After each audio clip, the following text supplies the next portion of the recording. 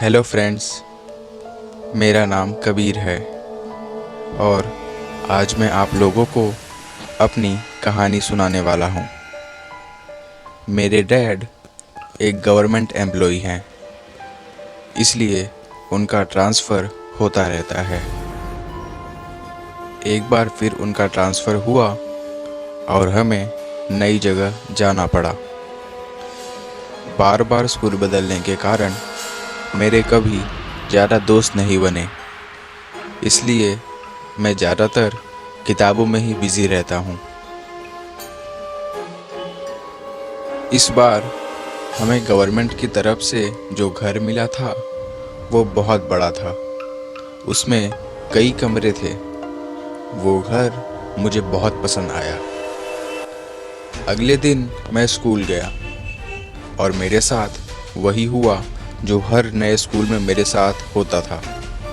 कुछ बदमाश बच्चे मिलकर मुझे परेशान करने लगे, पर अब मुझे इसकी आदत हो गई थी। मुझे उन लोगों पर बहुत गुस्सा आया, पर मैंने उन्हें इग्नोर किया और वहाँ से चला गया। स्कूल में बच्चे हमेशा मुझे परेशान करते थे, पर मैं उन्हें कुछ नहीं बोलता था क्योंकि मुझे कोई लड़ाई पसंद नहीं थी। मैं अपने घर आया और अपने मॉम डैड के साथ मैंने खाना खाया। खाना खाने के बाद मैं अपना पूरा नया घर घूमने लगा। मैं अपने घर के सबसे ऊपर वाले रूम में आया। उस रूम की हालत कुछ खास अच्छी नहीं थी, पर मुझे वो रूम बहुत अच्छा लगा। मैं अपना बैग वहीं लेकर आ गया और अपना होमवर्क वहीं करने लगा। अचानक मेरा ध्यान रूम में रखी किताबों पर गया। वहाँ बहुत सारी किताबें रखी थी। वहाँ तरह तरह की किताबें थी और सबसे ऊपर एक काले रंग की मोटी सी किताब रखी थी। मुझे वो किताब बहुत अलग सी लगी, इसलिए मैंने उसे निकाला। वो किताब पूरी खाली थी। बस उसके एक पन्ने पर कुछ अजीब से मंत्र लिखे हुए थे और दूसरे पन्ने पर एक अजीब सी औरत का चित्र बना हुआ था। देखने में वो औरत किसी चुड़ैल की तरह लग रही थी। मैंने उस किताब के मंत्रों को पूरा पढ़ा, पर मुझे कुछ समझ नहीं आया। मंत्र पढ़ने के बाद किताब में जो तस्वीर बनी हुई थी वो कुछ अजीब सी लगने लगी, पर मैंने उस पर ज़्यादा ध्यान नहीं दिया और उस किताब को वहीं रख दिया जहाँ पर वो पहले थी। अगले दिन जब मैं स्कूल में गया, तब हमेशा की तरह बच्चे मुझे परेशान कर रहे थे।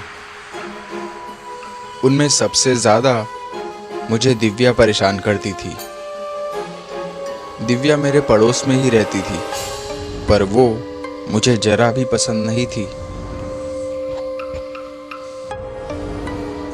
उस दिन रात को अचानक पड़ोस के घर से चिल्लाने की आवाज़ आई और जब हम सब वहाँ गए तो दिव्या के पेरेंट्स ज़ोर ज़ोर से रो रहे थे क्योंकि दिव्या की मौत हो चुकी थी।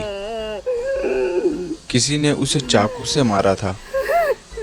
मुझे इस बात का बहुत बुरा लगा कि दिव्या अब हमारे बीच नहीं रही। अगले दिन जब मैं स्कूल गया तो दिव्या की मौत की वजह से सभी बच्चे शांत थे और किसी ने मुझे परेशान भी नहीं किया। एक दिन शाम को मैं अपने गार्डन में खेल रहा था। तभी वहाँ मेरा क्लासमेट रोहन आ गया और मेरे पास आके मुझे तंग करने लगा। परेशान होकर मैंने उसे धक्का दे दिया। जब वो गिरा तो उसका सर एक बड़े से पत्थर से टकरा गया। मैंने उसके पास जाके देखा तो उसकी सांसें बंद हो गई थी। मैं रोहन को मारना नहीं चाहता था। पता नहीं ये सब कैसे हो गया। मैं तो दिव्या को भी नहीं मारना चाहता था, पर मैं क्या करता। उसने मुझे बहुत परेशान किया था। मेरा यकीन कीजिए, ये सब मैं नहीं कर रहा हूँ। ज़रूर वो किताब वाली चुड़ैल मुझसे ये सब करवा रही है, पर जो भी है, मुझे ये सब बहुत अच्छा लग रहा है, क्योंकि अब जो भी मुझे परेशान करेगा उसका यही हाल होगा।